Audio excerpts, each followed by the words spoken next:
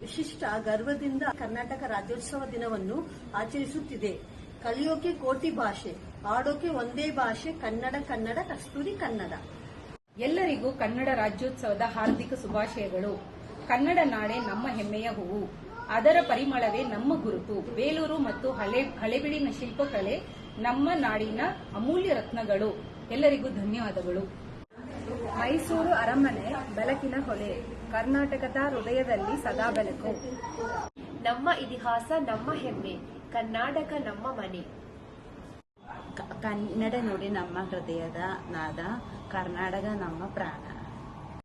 ಕನ್ನಡ ರಾಜ್ಯೋತ್ಸವವನ್ನು ನಾವು ಹಬ್ಬಿಸುವುದಕ್ಕೆ ಕಾರಣ 1956 ನವೆಂಬರ್ 1ರಂದು ಕರ್ನಾಟಕ ರಾಜ್ಯವು ಎಲ್ಲಾ ಕನ್ನಡಿಗರನ್ನು ಸೇರಿಸಿ ಸ್ಥಾಪನೆಯಾದ ದಿನವಾಗಿದ್ದು, ಈ ದಿನವನ್ನು ಕನ್ನಡಿಗರ ಒಕ್ಕತೆಯ ಪ್ರತೀಕವಾಗಿ ಆಚರಿಸಲಾಗುತ್ತದೆ.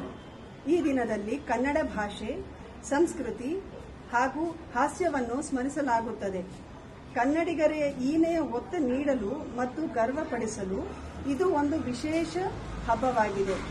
ಅದರಿಂದಲೇ ಕನ್ನಡ ರಾಜ್ಯೋತ್ಸವವನ್ನು ನಮ್ಮ ಕನ್ನಡ ನಾಡಿನ ಹೆಮ್ಮೆ ಮತ್ತು ಐಕ್ಯತೆಯ ಪ್ರತೀಕವಾಗಿದೆ.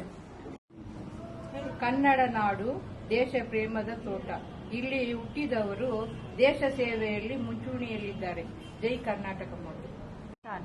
ನಮ್ಮ ಕರ್ನಾಟಕದ ಜನತೆಗೆ ಕನ್ನಡ ರಾಜ್ಯೋತ್ಸವದ ಆರ್ಥಿಕ ಶುಭಾಶಯಗಳು.